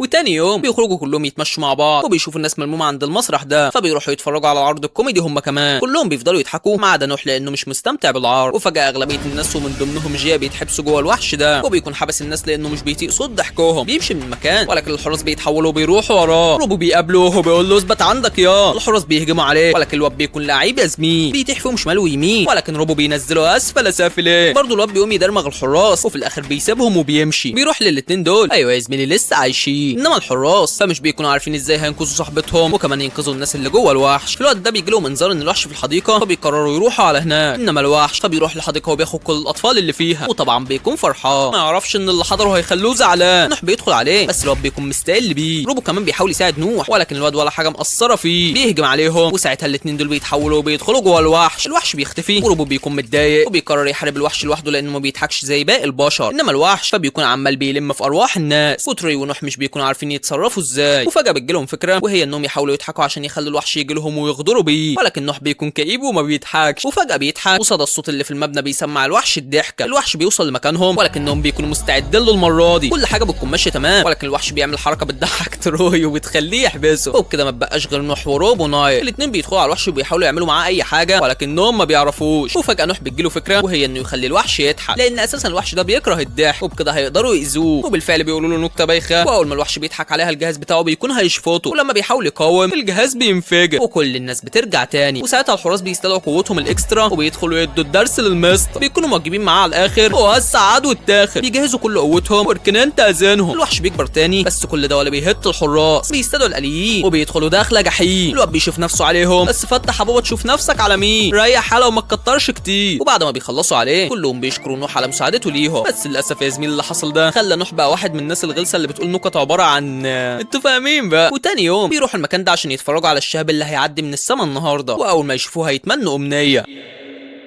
وفي الوقت ده بيكونوا الوحوش معاهم جهاز هيفيدهم جدا في خطتهم الجايه. ما تهدوا يا جدعان على نفسكم شويه. والجهاز ده بقى هيساعد الوحوش انها تبقى اقوى بمليون مره من قوتها الطبيعيه. المهم ان الوحش بيروح للشخص ده وده بقى بيحلم بالحاجه اللي اي حد بيحلم بيها وهو متقل في الاكل، ولكن الوحش بياكل الحلم ده لان هي دي وظيفه الوحش يا زميلي، ياخد احلام الناس ويخليهم عايشين يائسين. المهم ان الاتنين دول بيجوا للوحش وبيقولوا له عاوزينك معانا في شغلانه، والوحش ده بقى بيكون اسمه حمدي نتانا، اكيد بهزر يا زميل. المهم انهم بيدوا له قوه الجهاز وهو بيروح على الشخص اللي قاعد بيعزف ده وبياخد منه حلمه، وبعدها على طول الشخص ده بيتفرش على الارض. وفي الوقت ده بيجي انذار للحراس فبيبداوا يتحركوا بسرعه. بيلاقوا الوحش عمل نوش كتير في المدينه وعمال بيسحب احلام الناس، لا وكمان بيزرعهم زي الاشجار في الارض. الحراس بيهجموا عليه ولكن الكلام ده مش بيفرق معاه، بيكون هيسيطر ولكن روبو بيقول له ارجع يا مسكر. بيفتكروا ان الوحش مشي وإيما بتقول لهم الوحش ده بيستهدف الناس اللي عندها احلام كتير عاوزه تحققها زي حالاتي كده، انا مجهزه قائمه امنيات كتير عشان اول ما اشوف الشهاب اتمناها. وفجاه الوحش بيحضر وبياخد روحها بسبب امنياتها اللي عاوزه تتمناها. يا ابن الغداره. المهم ان إيما بتفوق في العالم ده وبتلاقي كل الناس اللي اتحولت موجوده، بس كلهم بيبقوا روحهم يأسة زي روحها ما بقت يأسة كده، وباقي اصحابها بره مش بيكونوا عارفين يعملوا ايه ولا حتى عارفين يساعدوها ازاي. ولكن إيما وهي جوه العالم ده بتقرر ترجع لكل الناس احلامهم من تاني وفي نفس الوقت تساعد نفسها. بتبدا تتكلم معاهم عشان ترجع لهم احلامهم، وبعد اللي هي بتعمله ده الجذور اللي خارجه منها في ارض الواقع بتبدا تختفي. صحابها بيستغربوا وهي بتكون لسه بتكمل كلامها وشكلها هتنجح بنت اللذينه. المهم ان اصحابها بيقرروا يروحوا هم ورا الوحش ويسيبوا روبو جنبها، اما الوحش فبيكون عمال يغدر بالناس زي ما بيعمل، ولكن الحراس بيوصلوا عنده. الواد بيبدا يهاجمهم ولكنهم بيدخلوا عليه بكل غباء، انما إيما فبتنجح في انها ترجع للناس احلامها من تاني. وساعتها الوحش بيتعب لان المفروض انه ياخد قوته من الناس اليائسه، وطول ما الناس مبسوطه وبتفكر في احلامها الوحش بيتعب، لا وكمان ارواح كل الناس بتخرج من جواه وبيرجعوا لطبيعتهم تاني. وساعتها الحراس بيستغلوا الفرصه وبيهجموا على هاني. إيما كمان بتحضر وبتكون مشحونه بالجامد، بتدخل تفخم على الوحش ويركن يلا ما تبجحش يا عيني على الانفجارات دي يا جدعان. طبعا زعيم الوحوش بيتعصب وبيكبروا ولكن الغلبان ما يعرفش ان الحراس هتشلفط منظره. بيستدعوا الآليين وبيدخلوا دخلة معلمين هي ولا خلقه كريم. الواد ده بيحاول يستخدم قوته ضدهم بس مش بالسرعه دي يا عمهم، بينزلوا في تخبيط بكل غباء ومن الاخر يا زميلي بيعملوها معاه. بالسلامه يا اخينا. الوحوش بتتعصب بس برضك مش بيستسلموا لان خططهم الجايه اكتر، انما الناس فبترجع لطبيعتها وكل واحد بيحقق حلمه. وطبعا اللي حصل ده بيبسط الحراس جدا وبيروحوا المكان ده عشان يتفرجوا على الشهاب، ولكن بيكون تروي متضايق وبيفكر في الصندوق الجديد اللي الوحوش بدات تستخدمه. نوح بيقول له يا عم انسى اي حاجه وانبسط. بيشوفوا الشهاب نازل فبيفرحوا وكل واحد بيبدا يتمنى الامنيه بتاعته، بيمسكوا ايد بعض وكلهم بيتمنوا ان العالم بتاعهم يعيش في سلام، وبيكون روبو كمان واقف بعيد وبيتمنى نفس الامنيه. يا سلام على النهايات الجميله يا زميل.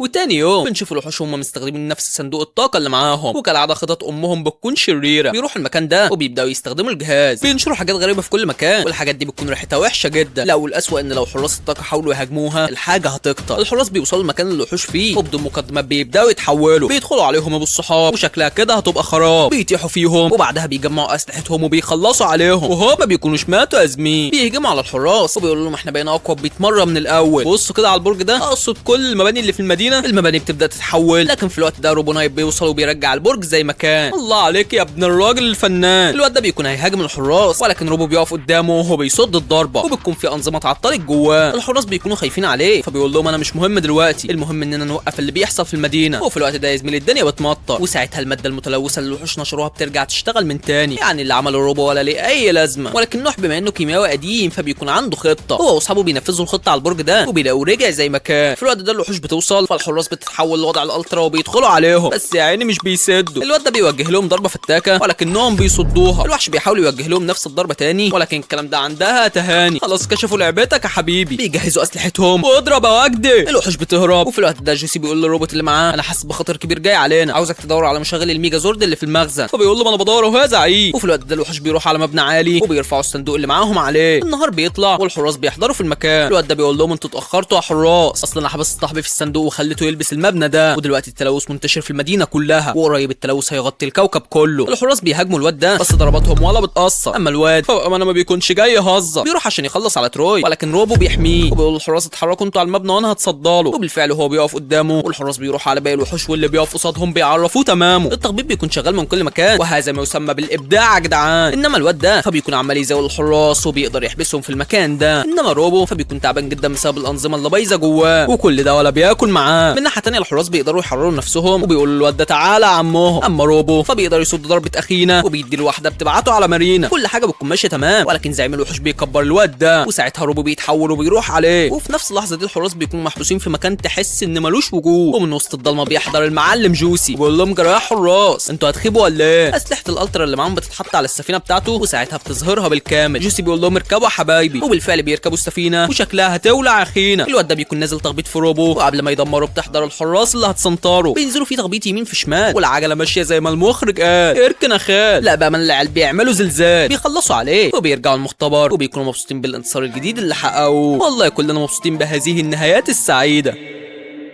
وتاني يوم الشباب بيكونوا قاعدين يلعبوا والبنات بيتفرجوا عليهم ومبسوطين ان عندهم صحاب زي دول. وفي وسط ما هم واقفين عربيه الايس كريم دي بتوصل. جيا بتسيب ايما وبتروح تجيب ايس كريم، وايما بتقف تبص للبحر وبتتخيل ان في جبال موجوده هناك. جيا بتجيلها وبتقول لها بتفكري في ايه؟ فبتقول لها شايفه المدينه اللي هناك دي؟ كنت بتخيلها جبال، اصلها زمان كانت جبال بس بامانه كان شكلها جميل. انما الوحوش يا زميل فخطتهم المره دي بتكون ملهاش مثيل. اخينا ده بيستدعي بنت شبهه كده وبيقول لها جهزي لانك هتكوني معايا في الخطه الجديده. بيخليها تصنع له الروبوت ده، والروبوت ده بقى يا زميلي قوي لدرجه انه بيقطع لها رجليها، ولكن انها بتقدر تركبها تاني. المهم ان الاتنين دول بيكونوا واقفين بيصوروا بعض ولا على بالهم اي حاجه بتحصل. بينادوا جيك كمان يجي يصورهم، ولحد دلوقتي كل حاجه بتكون تمام، ولكن اللي مش تمام انه بيقعد على السله دي. كلهم بيفضلوا يضحكوا، ولكن جوسي بيكلمهم وبيعرفهم ان في قلق في المدينه. كلهم بيسيبوا جيك وبيمشوا، الا طبعا الحته الشمال ما بيهونش عليها تسيبه. اما الوحش فبيكون قلب الدنيا يا زميل. الحراس بيحضروا وبدون مقدمات بيبداوا يتحولوا. رساله مني الى الوحوش انتوا النهارده هتتبهدلوا. بس فجاه الوحش بيغير شكله وبيهجم عليهم. ده شكل الحراس اللي هتتبهدل ولا ايه؟ المهم ان روبو بيوصل وبيقول له جرى يا اخي انت مش شايف حد قدامك ولا ايه؟ فبيقول له ياه اخيرا هقاتل روبوت زيي. وبيظهر انه اقوى من روبوت. كده هي خربانه يا زميل، عشان كده كله هيتضرب النهارده. المهم ان الاتنين دول بيفكوا نفسهم وبيدخلوا عليه، ولكنه بيصدهم وبيرميهم بعيد. تروي بيكلم روبو وبيقول له انت كويس؟ فبيقول له انا تمام بس بحاول اشغل انظمتي تاني. تروي بيروح يضرب الالي ده، والحراس بيقفوا ظهر بعض عشان يخلصوا عليه، وبالفعل بيدخلوا دخله غبيه ويركن يلا ما انتش حمل المرازيه. بيجمعوا قوتهم وهي واحده بتكون منهيه، وبعدها بيتجمعوا وبيقولوا يا ترى الوحوش صنعوا الروبوت ده ازاي؟ روبو نايت بيجي لهم وبيقول لهم الوحوش عندها خطط كتير شريره. بيسيبهم وبيمشي وهم بيقلقوا جدا من كلامه. انما الوحوش يا زميلي فما بيكونوش زعلانين ان الالي اتدمر، بالعكس ده بيكونوا فرحانين لانهم بيصنعوا نفس الالي ولكن بمواصفات فتاكه اكتر. والمره دي بقى هو حافظ طريقه الحراس. في الوقت ده الحراس بيكونوا قاعدين في الكافيه مبسوطين، ولكن بيجي لهم انذار. بيسيبوا الايس كريم زي كل مره وبيروحوا على الوحش وبينصدموا اول ما بيشوفوا شكله، وساعتها بيفهموا كلام روبو. بيجمعوا اسلحتهم عشان يخلصوا عليه زي المره اللي فاتت، ولكنه بياخد ضربتهم وبيطيرها. دي شكلها هتولع ابو الصحاب. الحلو ده بيدخل عليهم وللامانه بيشحنهم. روبو بيحضر في المكان ولكن البت دي بتقول له عندك اخينا احنا روبوتات زي بعض فعشان كده خلينا حبايب احسن، حربنا مع البشر مش معاك انت. فبيقول لها انا والبشر مهمتنا واحده وهي حمايه الكوكب. بتقول له البشر هم التهديد الحقيقي للكوكب ده اصلا. فبيبص على اصحابه وبيلاقي الواد ده بيضربهم وبعدها بياخد صاحبته وبيمشي من المكان. الحراس بيبصوا لروبو وبيقولوا له مالك واقف كده ليه؟ البت اثرت عليك بكلامها اصلا؟ بيسيبهم وبيمشي من غير ما يتكلم وبيروح يقعد مع نفسه في المكان ده وبيفتكر كلام البنت ليه وبيبدا يحس ان البشر هم التهديد الحقيقي للكوكب ده فعلا، انما الحراس فبيقدروا يوصلوا لمكان الوحوش. البت دي بتقول لهم امال فين الالي صاحبكم؟ شكله كده اتاكد ان انتوا التهديد الحقيقي للكوكب ده مش احنا. الحراس مش بيسمعوا لها وبيهجموا عليها ولكن الواد ده بيقف قصادهم وللامانه بيسنطرهم. لا الواد داخل بغشم. البت دي كمان بتدخل عليهم وبتكون اخشم منه. بيحطوا على الحراس جمله وقطاعي وفجاه روبو بيظهر. البت دي بتقول له ايه فكرت في كلامي؟ بيقول لها اه فكرت وعرفت ان البشر مخلوقات عاطفيه وساعات بياخدوا قرارات مش منطقيه وكمان متهوره، بس عمرهم ما كانوا خطر على الكوكب ده، بالعكس ده هم اللي بيحموه، ده غير انهم جزء منه، هم بينتموا لهنا واستحاله يدمروا ارضهم ومهمتي هي حمايه ارضهم برضه. فبتتعصب وبتقول للواد اللي واقف جنبها كاتش. روبو بيدخل عليه وهي واحده يمين في شمال بيرجعوا على ورا. الحراس كمان بيقوموا يتحولوا وبعد كلام روبو بياخدوا دفعه كلاسيكيه، تعالى حبيبي دوق المرازيه. البت دي بتقول لهم صدقوني ما خلصتش على كده سلام. الواد ده بيكون حاضر في المكان وبيكبر الوحش اللي معاه. الحراس مش بيتهتوا وبيستدعوا الاليين، بيدخلوا دخله جحيم واتفرج يا زميلي على الشغل السليم. التخبيط بيستمر ولكن الحراس بتطحن بغل. بالسلامه يا اخينا. وبعدها الحراس بيروحوا لروبو وبيقولوا له شكرا على مساعدتك لينا وشكرا على اللي انت قلته النهارده. فبيقول لهم شكرا على ايه؟ احنا فريق واحد وعمرنا ما هنتفرق ابدا. اما بتقول لهم النهارده شفت الاماكن اللي البشر غيرتها والصراحه كنت متضايقه، بس بعد الدرس اللي خدناه النهارده ما بقتش متضايقه خالص لان الفعل احنا بنحمي الكوكب مش بنأذيه. بيقول لها صح وبيفضلوا يهزروا مع بعض وبيكونوا مبسوطين. وبتبدا الحلقه ال16 من المسلسل بالوحوش اللي بيكونوا جابوا اخرهم من الحراس وبيقرروا ان خطتهم المره دي ما تكونش عاديه خالص لان زعيم الوحوش هيعزز قوته هو شخصيا عشان يواجه الحراس ويخلص عليهم، انما الواد ده فبيكون شغال مع المساعده بتاعته على خطه تانية عشان يشغلوا بيها الحراس لحد ما الزعيم ينفذ الخطه اللي اتفقوا عليها. بيروحوا يعملوا نوش في المدينه ولكن الحراس بتحضر اخينا، بيدخلوا فيهم تخبيط بكل غباء، لا بيعتمدوا يحيى ولا حتى بهاء. وفجاه الروبوت ده بيدخل عليهم. الحراس بيجمعوا اسلحتهم وبيدوا له ضربه بتنيموا على الارض بالسهوله دي. المهم ان البت دي بتمشي وبتسيب الروبوت بتاعها وفجاه الروبوت بيقوم ولكن بيكون تعبان. اما بتقول له انت كويس؟ ما تخافش مننا خالص احنا عاوزينك تثق فينا. تروي بيقول لها بقول لك ايه انا مش مطمن للواد ده. بتقول له يا عم خلينا نساعده باين عليه غلبان. وبالفعل بيحاولوا يساعدوه على قد ما يقدروا وده لانه ما هجمش على حد فيهم وما بتقترح عليهم انهم يودوه الجنينه ويفرجوا على حياه البشر. وبالفعل يا زميلي بياخدوه معاهم وبيبداوا يلعبوا معاه ولا كانه عشره من ايام ابتدائي. والله ولو عشره مش هيعملوا معاه كده. وبعدها جايه بتقعد مع ايما وبتقول لها انت ليه قررتي تساعدي الالي ده؟ فبتقول لها لانه ما لحقش ياذي حد وانا مش عاوزاه ياذي حد بعدين، انا عاوزاه يساعد البشر ومين عارف ما ممكن يبقى صاحبنا زي روبو نايت. بتقول لها تصدقي يا بنت انت طيبه قوي. وبعدها بيقعدوا ياكلوا مع الروبوت اللي بيقول لهم انا بحبكم قوي يا رجاله بس انا زعلان لاني مختلف عنكم. اما بتقول له مش مهم اهم حاجه انك صاحبنا وهتفضل معانا. وكلهم بيقوموا يتصوروا سوا وفجاه في حاجه غريبه بتحصل على صدر ريكو. ايوه يا زميلي هو اسمه ريكو. المهم انهم بيودوا القاعده بتاعتهم وبيفحصوه ونوح بيعرف ان الوحوش حاطين جهاز استشعار في صدره وبيقول لاصحابه كويس ان الوحوش ما خدوش بالهم ان احنا انقذناه بس الروبوت ده ممكن يتقلب علينا. اما بتقول لهم يا جدعان ده طيب قوي. تري بيقول لها احنا ما نقدرش نثق فيه لان عدونا هو اللي صنعه. بيبصوا جنبهم ولكن مش بيلاقوا ريكو. بيروحوا يدوروا عليه في كل حته وايما بتلاقيه قاعد في الحته دي وزعلان. فبتروح له وبتقول له انت مشيت ليه؟ بيقول لها لان جوايا جهاز استشعار ومن خلاله ممكن الوحوش يتحكموا فيا وساعتها هنجبر اسمع كلامهم واذيكم وانا مش عاوز اعمل كده. فبتقول له ما تقولش كده تاني وما تقلقش احنا هنحاول نحررك من سيطره الوحوش. بيقول لها وربنا انت جدع قوي. وبعدها الحراس بيحضروا وبيكون عندهم خطه لتدمير جهاز الاستشعار. بيبداوا يستعملوا قوتهم عشان يدمروا الجهاز وبيجي الدور على ايما عشان تصوب عليه ولكنها بتخاف لا تاذيه. وفجاه البت الشيطانه دي بتحضر وبتقول لهم انتوا بتحبوا صفيحه الخرده دي انا هخليه يتقلب ضدكم. بيقولوا لها مش هتلحقي. بيبداوا يتحولوا لقوتهم الالترا وبيقولوا لها تعالى يا شاطره بس بنت المتضايقه بتلحق تتحكم في ريكو وبتقول له ادخل عليهم. وبتقول للحراس انا مسحت كل ذكرياته يعني مش هيفتكركم حتى. وبالفعل يا زميلي ريكو بيدخل عليهم والواد بيكون غشيم بزياده. ده الكلام اللي انا ما بحبوش يا ساده. روبو بيكون هيأذيه ولكن ايما بتمنعه. اما ريكو فاللي بيشوفه قدامه بيهينه. ايما بتمسكه وبتقول له انا صاحبتك يا ريكو افتكر انا مين ولكن هو ما بيفتكرهاش وبيديها قفا حكومه. بيكمل ضرب فيهم ومن الاخر بيعميهم. يا دول لو واكلين ورثك مش هتعمل كده. المهم انهم بيقرروا يثبتوه في مكانه عشان يكملوا الخطه اللي هيشيلوا بيها جهاز الاستشعار بس الوضع بيكون صعب ابو الصحاب ولكن اخيرا بيقدروا يثبتوه في مكانه وبيستعملوا قوتهم عليه. وبكده فاضل قوه البرق. ايما بتقول له سامحنا يا ريكو. بتدي له صعقه بتخرم صدره وفي نفس الوقت بتدمر جهاز الاستشعار اللي جواه بس بنت المتضايقه دي بتكبره وبتقدر انها تشغل جهاز الاستشعار من تاني. الحراس بيستدعوا الاليين عشان يدخلوا عليه والبت دي بتدي له اوامر بالهجوم ولكنه بيقاوم جهاز الاستشعار وما بيسمعش كلامها. وساعتها ايما بتروح على الجهاز فبتقرر تدمره نهائي عشان تنقذ ريكو. اما روبو فبيدخل على البت دي وبيقول لها تعالي لي بقى. وبالنسبه لايما فبتاخد الواد ده معاها وبتطير على فوق، وده عشان تبعد جهاز الاستشاره عن اشاره البت دي لحد ما يتدمر منه لنفسه. وعشان كده بتضطر تسيب ريكو في مكان بعيد خالص، وهو بيودعها وبيقول لها عمري ما هنساك يا ايما ولا حتى هنسى اصحابي. خلاص يا جدعان انا كده هعيط. المهم ان الوحوش بيكون لسه عندهم خطه تانية، ما يعرفوش ان الحراس في اي وقت ليهم بالمرصاد. وبالنسبه لايما فبتكون زعلانه على ريكو. يا بختك يا عم ريكو، يا ريتني مكانك يا جدع. بس عامه يعني اصحابها بيعرفوا يضحكوها، وكلهم بيفتكروا ذكرياتهم مع ريكو، وكالعاده النهايه بتكون سعيده يا زميلي.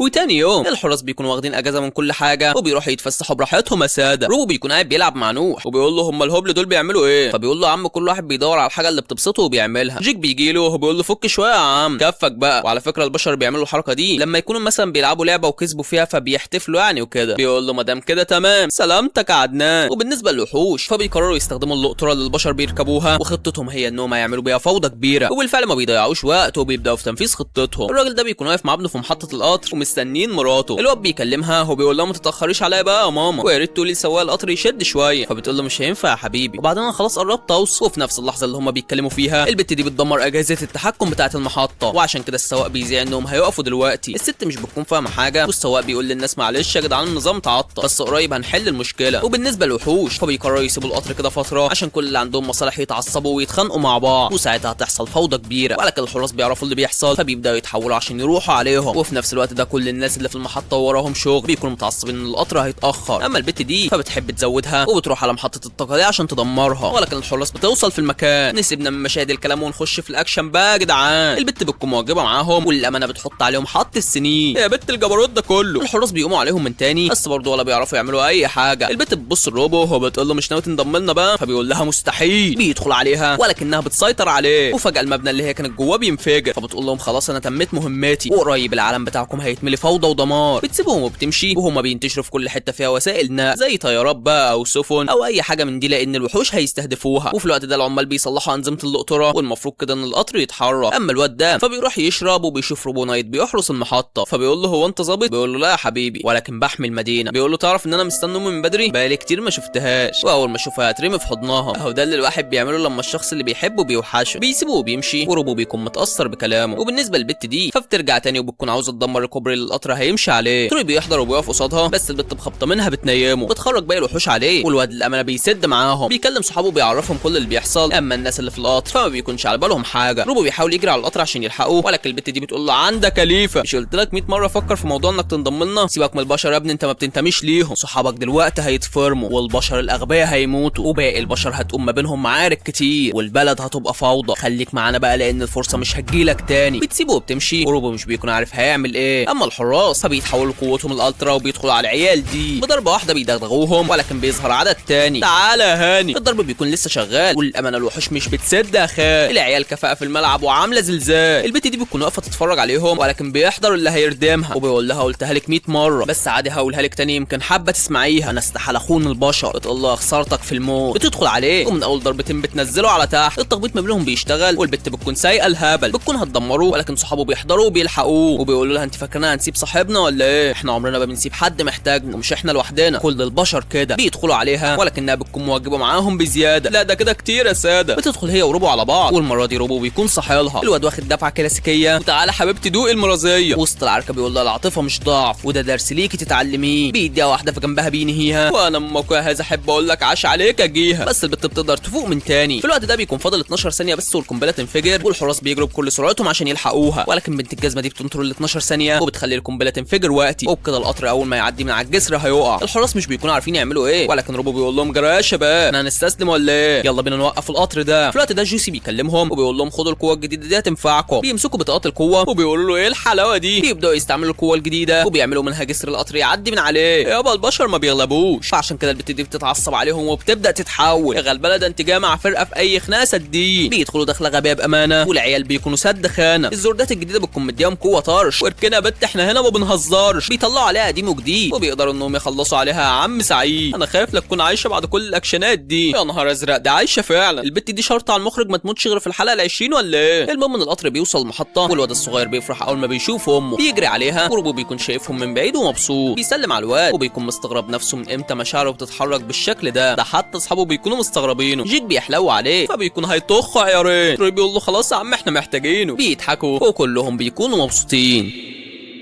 وتاني يوم وبدون مقدمه كده بيكون زعيم الوحوش اكتسب قوه فتاكه. الواد ده بيجي له وبيقول له ايه الاخبار يا ريس؟ فبيقول له انا حاسس بقوه كبيره جدا جوايا وانا شايف انك ما قدرتش تهزم الحراس ولكن انا هروح لهم بنفسي وههزمهم يابا على المولى في اي جوله. وبالنسبه لروبو نايت فانا حاسس انه عايز يعمل عمليه ويتحول لانسان. الواد بقى بيحب يتفرج على كل اللي البشر بيعملوه وبيكون عاوز يتعلم منهم. بيشوف الطفله دي بتعيط فبيروح لتروي وبيقول له يعني ايه عياط وليه اساسا البشر بتعيط؟ بيقول له انا من رايي تسال ايما في الموضوع ده هي هتفيدك اكتر مني. وبالفعل روبو بيروح يسال ايما وهي بتجاوبه على كل الاسئله اللي هو محتاجها. بيسيبها وبيروح لجيا. عاش يا دبابه ولا اجدع راجل في الجيم والله. المهم انه بيقول لها انا عاوز اعرف يعني ايه حب. تقول له لا انت كده جيت المكان الغلط. روح اسال جيك هيفيدك اكتر مني بكتير. انت ما بتاخدش بالك بيتعامل معايا ازاي ولا ايه؟ وبالفعل بيروح يسال جيك ولكن بيلاقيه مشغول فبيسيبه وبيروح لنوح. صباح الفل يا صباح السكر. ايه ده مين الواد اللي عدى ده؟ المهم انه بيدخل لنوح وبيقول له عاوز اسالك كام سؤال عن البشر يا اسطى. فبيقول له لا انا مش فاضيلك دلوقتي بس عامه يعني في كتاب بيتكلم عن البشر ممكن تروح تشوفه في المكتبه. الواد بيسيبه وبيمشي واي حد بيشوفه في الشارع بيخاف منه. ده حتى الموظفه اللي في المكتبه بتخاف منه بس هو ولا بيركز معاها وبيروح ياخد كتب وبيقعد يقرا فيها. ياه يا جدعان صدقوا ان الحلقه دي انا سمعتها وانا صغير قوي. لا بجد عدى عليها سنين وكانت هي الحلقه الوحيده اللي عرفت اسمعها من المسلسل ده. ساعتها بقى كان ورايا مذاكره كتير ومش فاضي. المهم ان زعيم الوحوش بيوصل على كوكب الارض والواد حرفيا بيخربها. الحراس بتعرف اللي بيحصل فبيبداوا يتحركوا على طول. الواد ده بيقول لهم انا مالكور احب اعرفكم بنفسي انا الشخص اللي هيدمركم. فبيقولوا له تدمر مين يابا ما تتكلم على قدك يالا. تروي بيقول لهم مش هنهر كتير. بيبداوا يتحولوا وبيدخلوا دخله اساطير بس الواد بيكون في الاكشن خطير. بيوجب معاهم بالجامد واللي بيقف قصاده بيعلق له المشانق. تروي بيدخل عليه بطوله بس بيركن جنب اصحابه. الواد بيقول لهم ما خلصتش على كده لسه اللي انا هعمله كتير. الحراس بيقولوا الواد اللي اسمه روبو فين؟ بيحاولوا يكلموه ولكنه بيكون سايب تليفونه بعيد. بيبص جنبه وبيلاقي الواد ده لابس سماعه فبيقلب الدنيا عليها عشان يعرف هي ايه والبشر بيستخدموها ليه اصلا. بيروح للواد وبيقول له انت بتعمل ايه يا صاحبي؟ فبيقول له بسمع اغاني تسمع معايا؟ بيقول له يا ريت. وبكده اضمن لك يا زميلي ان روبو هيسيب الحراس يتفرموا النهارده. الراجل برضك مش فاضي. المهم ان الواد ده بيضرب الحراس ضربه بتنيمهم على الارض وبيقول لهم بيسيبهم وبيمشي. وجيسي بيكلمهم وبيقول لهم الاسلحه بتاعتكم مش هتلاقوها شغاله دلوقتي وده لان ابن الجزمه مالكور عطلها لكم. هو جاي يناول خراب بس انتوا حاولوا تقفوا قصاده وانا هشوف روبو فين وهبعت لكم معاه الاجهزه الجديده. لا روبو مش فاضي يا حبيبي الراجل وراه شغل كتير. انما المدينه فاغلبيتها بتتبخر يا زميل. الواد ده بيظهر للناس من العدم وبيقول لهم انا الادميرال مالكور والكوكب بتاعكم بقى ملكي دلوقتي وقريب قوي علمكم هيتدمر. وبيكون مبسوط وهو شايف العالم بيتدمر قدامه ولكن الحراس بتحضر عشان تعرفوا مقامه. بس الواد بامانه بيكون داخل بغشم. يابا تعمل غشيم على مين؟ صح حاله ده احنا برضك معلمين. بس الواد بيرجع يسيطر من تاني يا ابراهيم. بيعمل شغل جحيم. وبالنسبه للحراس فيتولاهم رب كريم. الواد ده بيسيبهم وبيروح لمكان تاني ولكن الحراس بتروح وراه. تعالى يا بيدخلوا عليه وزي المره اللي قبليها واللي قبليها بيتضربوا ابو الصحاب ولكنهم بيشغلوا وضع الخراب. بس لا اخينا ولا بيتهات. تروي بيقول له ضربنا عذبنا شربنا ميه نار وربنا ما هنستسلم. بيدخل عليه بس يا خساره الشجاعه قدام واحد رامي قلبه في بلاعه. وفي نفس اللحظه دي عم كحكح بيكون شاري حته فخامه وبيبص بيها على الفضاء ولكن بيشوف سفينه الوحوش وبتكون متجهه على كوكب الارض. والواد ده بيكون ناوي يخلص على الحراس. صحيح وبمناسبه الحراس فانا والله يا زميلي ما كنتش عاوز اعرفك اللي بيحصل لهم بس من حقك تعرف يا عمهم. العيال مهما بتحاول الواد ولا بيتهز بس برغم كده العيال مش بتحل. بيدخلوا بكل غل وتروي بيديله واحده يا دوبك بس بالدروخ سنه. بيكبر نفسه واللي هيجيله على السكه هينام نن. عم كحكح بيكون شايف كل اللي بيحصل في الفضاء. وبالنسبه للحراس فبيستدوا الاليين وبيدخلوا بكل غباء بس الواد بيكون غشيم معاهم. بينزل فيهم درمغه لحد ما بيريحهم. بيحسوا ان النهايه خلاص على الابواب فبيقرروا يفتحوا صفحه جديده بعنوان يا مرحب بالعذاب. بيدخلوا عليه بغشم ابو الصحاب ومن هنا يبدا الخراب. صح هوا الخطاب. بيدوا واحده بكل عزمهم بتيجي هيت شوت فيه وبتدمر السفينه. اهو الكدب بالراحه برضك اخينا. وفي اخر اليوم بيكونوا مبسوطين جدا بالانتصار الكبير اللي حققوه النهارده. وفجاه بيلاقوا عمنا ده خارج من المكتبه مع صاحبه الجديد والاتنين مبسوطين اكتر منهم. روبو بيقول لهم بص انا اتعلمت ايه. لا ده انا خربتها النهارده بس يا ترى انتوا كنتوا بتعملوا ايه في غيابي؟ فبيفضلوا يضحكوا. الصراحه حقهم انا لو مكانهم هفرش من الضحك. بقول لهم يا جدعان ما تردوا عليا في ايه؟ في اي وحوش حضر وانا غايب؟ فبيقولوا لا يا حبيبي ما فاتكش اي حاجه والله عسلات يا ساده.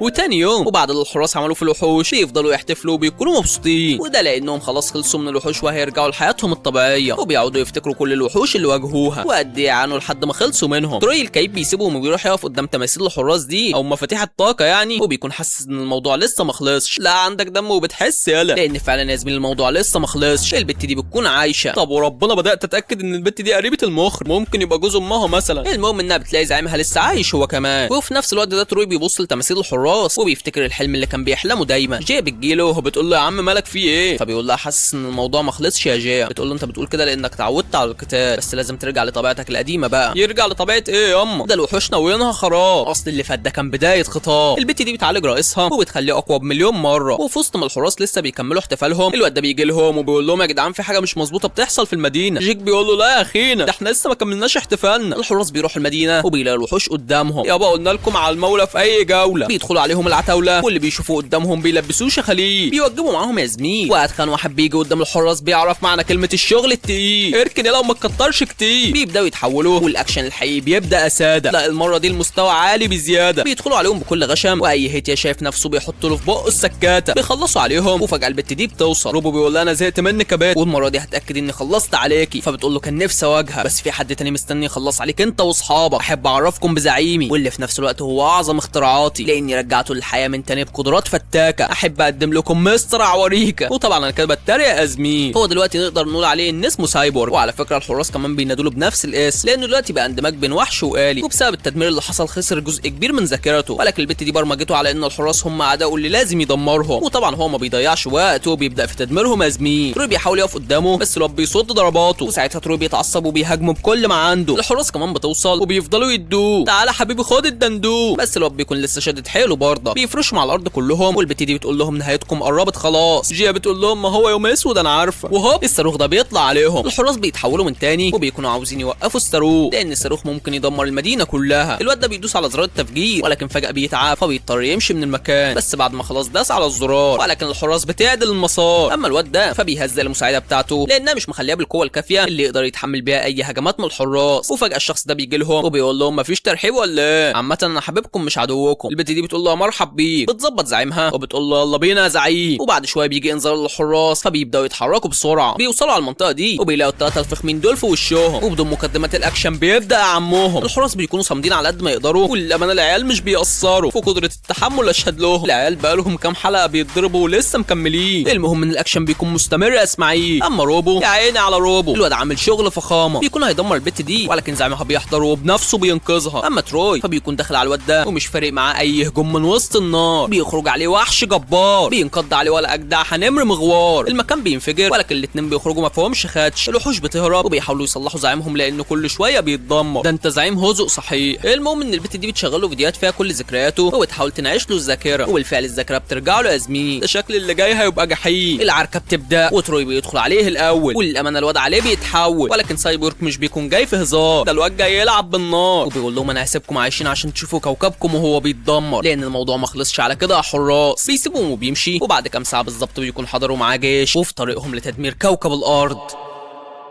وبعدها بنشوف تري وهو قلع الفلينه وبيتدرب. اجهز يا ابني اجهز، ده اللي جاي لا في راحه ولا بالراحه. صحابه بيجوا وبيقولوا له في مصيبه، الوحوش داخله علينا من كل مكان. بس ايه العضلات ده يا فنان؟ بيقول لهم مفيش وقت للكلام، يلا نتحرك بسرعه. بيروح على الوحوش ولما بيشوفوهم بيعرفوا ان الليله دي مش هتعدي على خير، ولذلك بيبداوا يتحولوا. العركه بتبدا والحراس بتطحن ما بتعتق، بينزلوا فيهم تخبيط بكل غباء، واللي بياخد ضربه ما تجوزش عليه غير رحمه الله. ابلع بها. بياخدوهم على الحامه بالصحاب، واللي بيكتر معاهم بتبقى ليلته هباب. العيال داخله بكل غباء، لا فارق معاها يحيى ولا حتى على. قال لك اللي يصحي الفهد يستحمل عضة نيابه، رأي حاجه نابه. روبو بيحضر واللي عامل راجل يحظى. بيبقى 3 وحوش لكن الحراس ما بيعتمدوش. اخينا ده بيحضر وبيقول لهم هو انتم محدش قدكم ولا ايه؟ بيدخل عليهم والواد بيطيح فيهم بكل عفيجيه، بينزل فيهم فحت رد، ولكن روبو بيقول له ركز معانا يا اخينا. بيدخل عليه والامانه بيعمل ازعرينا. الواد ده بيرجع وراه وبيشغل عليهم الضرب. الحراس بتستخدم اسلحتها وبتحاول تعمل معاه اي حاجه تضعفه، وبالفعل بيقدروا يفرشوه على الارض. وبيقول له تعالى بقى يا ابن العار. بيجمعوا كل قوتهم وهي هي واحده بكل عزمهم بس ولا بتاثر فيه. بيردها لهم تاني وساعتها الطرفين بيضعفوا، واللي حصل ده بيأثر على اجهزه التحول بتاعه الحراس. مش كده وبس، ده كمان ابن الهرمه ده سيطر على جزء من قوتهم، وفجاه الواد ده بيحضر من وسط المحيط. ده كده الاكشن هيبقى بالعبيط. بيروح للواد ده وبيقول له خلاص يا امير خليك انت على جنب. الحراس بيستغربوا فبيقول لهم لا ما تستغربوش، اصل ده من عيله الوحوش الملكيه وانا خادم عنده ولازم احميه. بيهجم عليه وللامانه الواد محدش قديه، بيعجب في شكلهم وللامانه الواد بيدكهم. الضرب في الميت حرام عمهم. المطرشم والجلابيه اللي ما بيشوفش بيدخل عليه، وللامانه الواد بيسيطر حبه ولكن بياخد ضربه بترجعه على ورا. الحراس كمان بياخدوا ضربه بتخليهم مفروشين على الارض ومش قادرين يقوموا. لا وكمان مش بيكونوا عارفين هيهزموا الوحش ده ازاي. يا عم تروي امال فين المجانس والترابيس؟ قوم يلا قسم عليه. المهم ان كلهم بيدوسوا على نفسهم وبيقوموا من تاني، ورغم انهم عارفين ان القومه دي ممكن تكون نهايتهم ولكن برضك بيدخلوا الخناقه بكل غباء. ولكن روبو بيحضر في اخر لحظه وبيقف قدامهم وبيقول لهم انا اللي لازم اتصدى له. بيحاول يشغل اخر طاقه معاه وهو والوحش بيهجموا على بعض في نفس الوقت. الحراس بينصدموا لان الوحش بيبدا يسيطر وبكده ممكن يموت روبو، ولكن روبو مش بيرضى يستسلم وبيقدر انه يصد ضرباته. الحراس بيروحوا له ويقولوا له هو ايه اللي حصل ده، فبيقول لهم انا استخدمت كل الطاقه اللي جوايا عشان اصلح الجهاز ده، وده عشان اقدر اساعدكم شويه. هاتوا بقى اجهزتكم التانيه. بيزود الاجهزه بالطاقه وبيرجعها تشتغل من تاني، بس اللي حصل ده بيتعبوا اكتر. الحراس بيخافوا عليه فبيقول لهم انا مش عاوزكم تخافوا عليا ولا حتى تفكروا فيا، انا عاوزكم تفكروا في الكوكب اللي ممكن يتدمر بسبب الكلاب دول، وخدوا السلاح ده هينفعكم. الحراس بيتعصبوا جدا وبيروحوا على الوحوش بكل غباء. بيدخلوا دخلتي روح ما بعدك روح وبينزلوا في الواد ده تفخيم لحد ما بيعموه. تعالى يابا هو احنا هنحلوه. بيعجبوا في شكله عشان بعد كده ما يفكرش ان محدش قده. تعالى يا جدو. بياخد واحده ما بياخدش اللي بعديها يا زميل. الحراس بيكونوا فرحانين جدا ولكن بيقطع فرحتهم الشيطان ده، وفجاه بتحضر البت دي كمان وبتزق زعيمها وبتقول له مش هسمح لك انك تروح للهلاك برجليك، تعالوا لي بقى يا حراس. بتدخل مشحونه وللامانه البت بتكون مجنونه بس على نفسك يا زبونه. والله يا زميلي ما بتاخد معاهم اكتر من 30-40 ثانيه. الحراس بيبصوا للواد ده وبيلاقوا راح عند الوحش اللي اتدمر، وفجاه بيعمل حركه بايده بتغيم الجو وبيقول لهم العركه ما خلصتش، ده لسه باقي الجنود جايين وهيوروكم العذاب الوان. بيروح للمساعده بتاعته وبيقول لها متشكر يا ميتال، بجد انت مخلصه جدا ولكن خلاص ما بقيتيش تنفعيني. سلام يا عديله يا خاينه. والله يا ابني ما حد خاين غيرك. المهم انه بيقول للحراس هي ما خلصتش وصدقوني اللي جاي اكتر. بيختفي من المكان والحراس بيكونوا قلقانين من اللي جاي، وفجاه بيفتكروا روبو نايت. بيروحوا يلحقوه ولكنهم مش بيلاقوه هنا. بيبصوا على اثار رجليه وتروي بيكلم جوسي وبيقول له الكلب اللي اسمه فراكس هيري، والمشكله ان روبو متصاب واحنا مش لاقيينه. فبيقول له تحاول بسرعه انت واصحابك لان في كارثه نازله عليكم. الحراس بيتحولوا واول ما بيبصوا وراهم بيلاقوا خير، اللهم اجعله خير. دمار شامل عامم على كوكب الارض. اللي فات كان هزار بس اللي جاي كله اكشن وضرب نار. ودلوقتي الحراس ما بقوش عارفين يعملوا ايه. يا ترى صاحبهم روبو كويس ولا لا، ويا ترى هيقدروا يهزموا كميه الجيش ده كله ولا دي هتكون النهايه.